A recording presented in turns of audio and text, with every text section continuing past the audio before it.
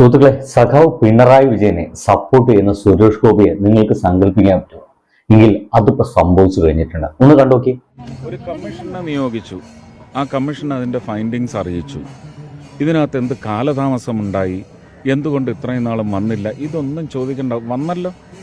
വന്നതിന് അനന്തര നടപടികൾ അത് സർക്കാർ പ്രചോദിപ്പിച്ചായാലും ആവശ്യപ്പെട്ടായാലും അത് ഡിമാൻഡ് എൻഫോഴ്സ് ചെയ്തായാലും ശരി തന്നെ.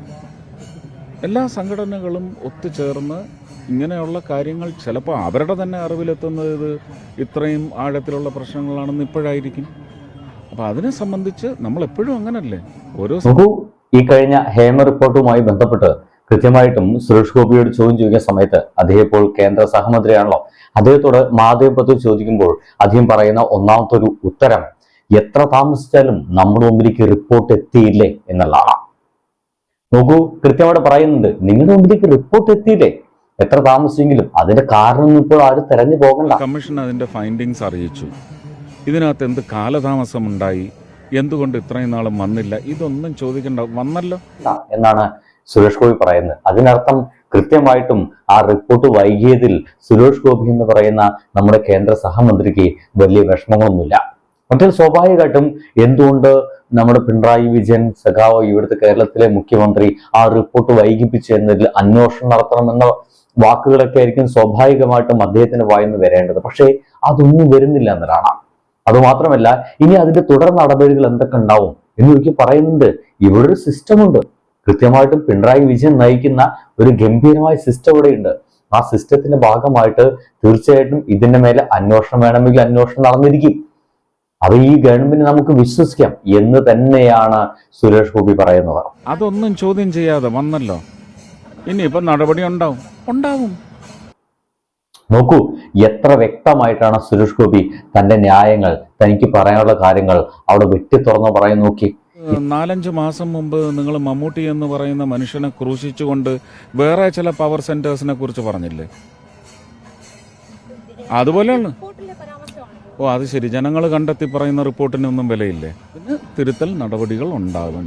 അതിനാണ് ഒരു ഭരണമുള്ളത്, ഭരണയന്ത്രമുള്ളത്. ഇതിന് നേരെ ഞാനൊരു അഭിപ്രായം പറയുകയോ അല്ലെങ്കിൽ ഞാൻ അതിലേക്ക് കയറിയിട്ട് ഇടപെടുകയോ ചെയ്യേണ്ട ആവശ്യമില്ല. കാരണം ഞാൻ ഇപ്പോൾ അതിലില്ല എന്ന് പറഞ്ഞ് ഒരു ഒഴിഞ്ഞുമാറൽ നയം കൂടി ഇദ്ദേഹം നടക്കുന്നുണ്ട്.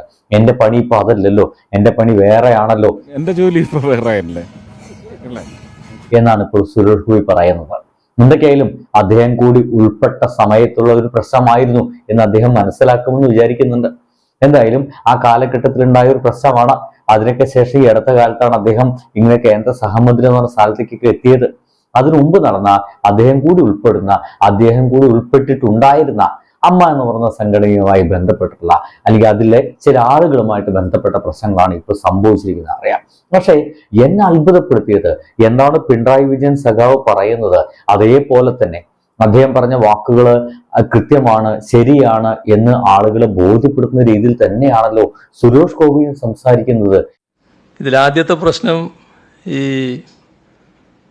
ഇത് പൂഴ്ത്തിയോ എന്നുള്ളതാണ്. ഇതിൽ ഒരു പൂഴ്ത്തലും ഉണ്ടായിട്ടില്ല. ഇപ്പോൾ ഹേമ കമ്മിറ്റി റിപ്പോർട്ടിൽ പലരുടെയും സ്വകാര്യതയെ ബാധിക്കുന്ന പരാമർശങ്ങളുണ്ട്. അതുകൊണ്ട് തന്നെ ഇത് പുറത്തുവിടാൻ പാടില്ല എന്ന് ആവശ്യപ്പെട്ടുകൊണ്ട് ജസ്റ്റിസ് ഹേമ തന്നെ 2020 ഫെബ്രുവരി 19 സർക്കാരിന് കത്ത് നൽകിയിരുന്നു എന്ന് കേൾക്കുമ്പോൾ വലിയ അത്ഭുതം ഉണ്ടാക്കുന്നുണ്ട്. എന്തായാലും അത് ഈ ഒരു വിഷയമായതുകൊണ്ടായിരിക്കാം, അല്ലെങ്കിൽ ഇതിൽ വിമർശിക്കാനായിട്ട് ഒന്നുമില്ല എന്ന് തിരിച്ചറിഞ്ഞുകൊണ്ടായിരിക്കാം, പല കാരണങ്ങളായിരിക്കാം അത്തരം ഒരു നിശബ്ദതയ്ക്ക് പുറകിൽ എന്ന് നമുക്ക് വിചാരിച്ച് കളയാം. എന്തൊക്കെയായാലും ഭാവി കാര്യങ്ങള് മെല്ലെ നല്ല വൃത്തിയായിട്ട് ഇങ്ങനെ ഒരു പരസ്പര സഹനത്തോടു കൂടി പോകുമെന്ന് വിശ്വസിക്കാം, അല്ലേ?